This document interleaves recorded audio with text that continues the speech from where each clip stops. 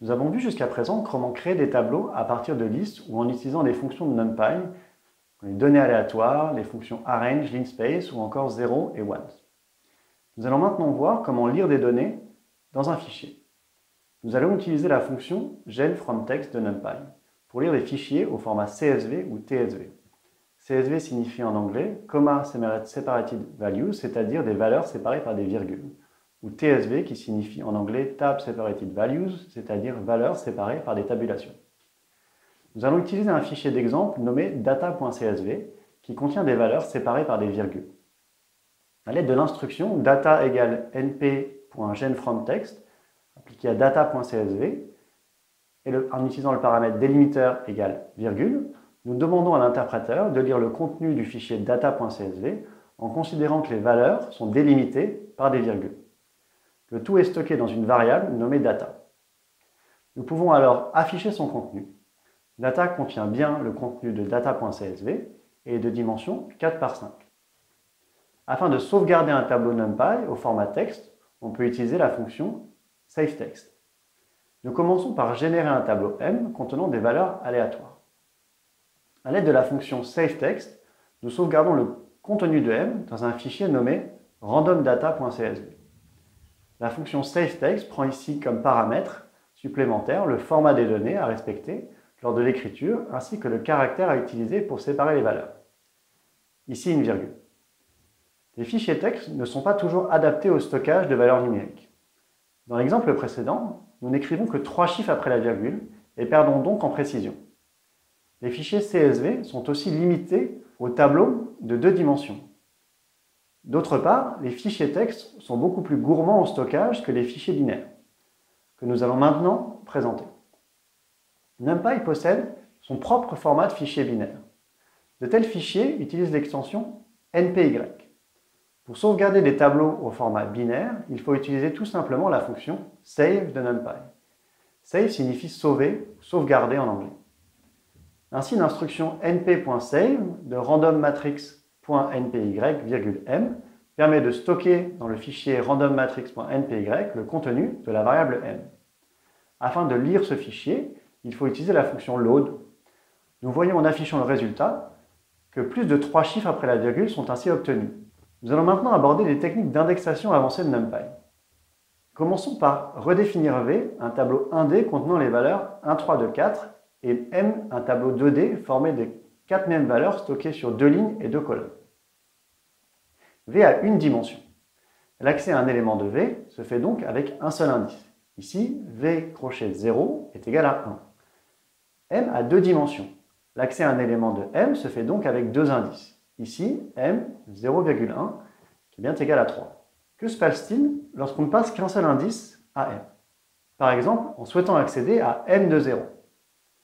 Nous voyons que cela ne renvoie pas une erreur, mais la ligne d'indice 0, c'est-à-dire la première ligne de M.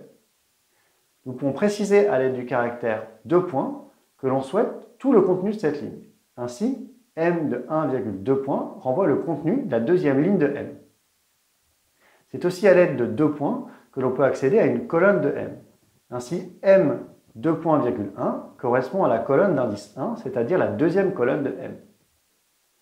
Voyons maintenant comment assigner une valeur ou plusieurs dans un tableau. M est toujours notre tableau 2D contenant les valeurs 1, 3, 2, 4. Avec la syntaxe M de 1,2 points égale moins 1, on assigne la valeur moins 1 à tous les éléments de M de 1,2 points, c'est-à-dire tous les éléments de la deuxième ligne de M. Avec la syntaxe M de 2.1 est égal à la liste 5,6, je réalise cette fois une assignation multiple.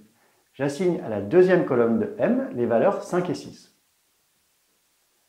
Voyons plus en détail les opérations de slicing sur les tableaux NumPy. Pour rappel, le slicing est ce qui nous a permis d'accéder à une sous-liste ou à une sous-chaîne de caractères. Une opération de slicing se fait à l'aide des paramètres start, stop et step.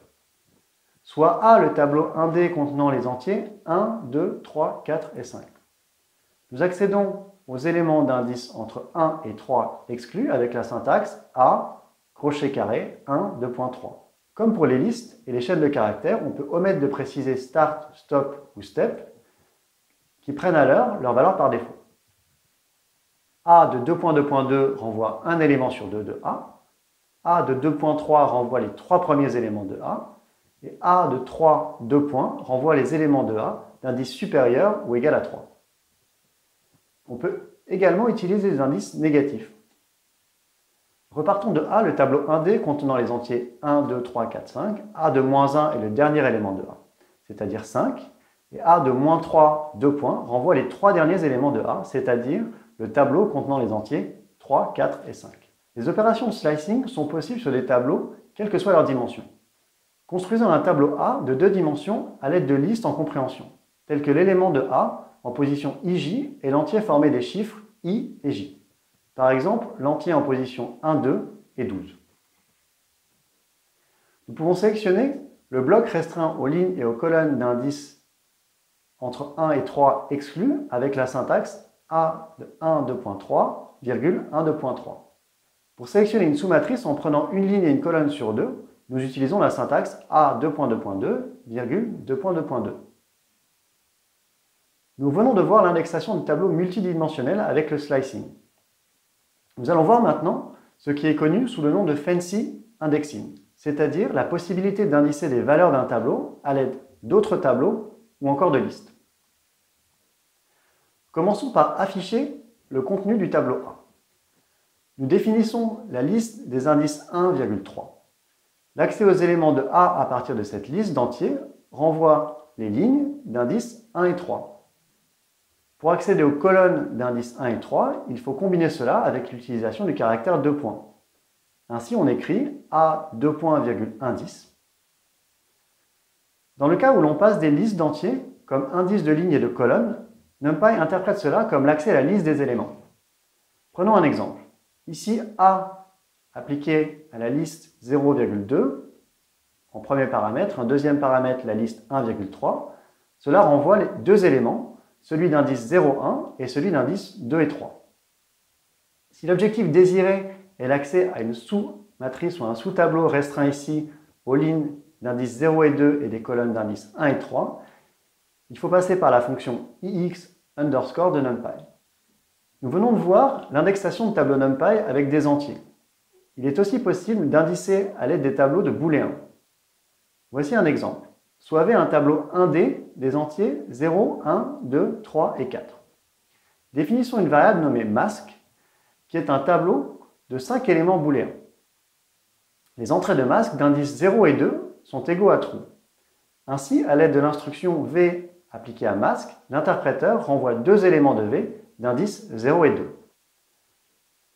Nous voyons en dessous un deuxième exemple qui montre toutes les possibilités qu'offre l'indexation avec des masques booléens. L'instruction v supérieure à 2 renvoie un tableau de booléens avec ces deux derniers éléments égaux à true, car 3 et 4 sont bien supérieurs strictement à 2. Ainsi, la syntaxe v crochet carré v supérieur à 2 renvoie un tableau des éléments de v qui sont supérieurs à 2, c'est-à-dire 3 et 4.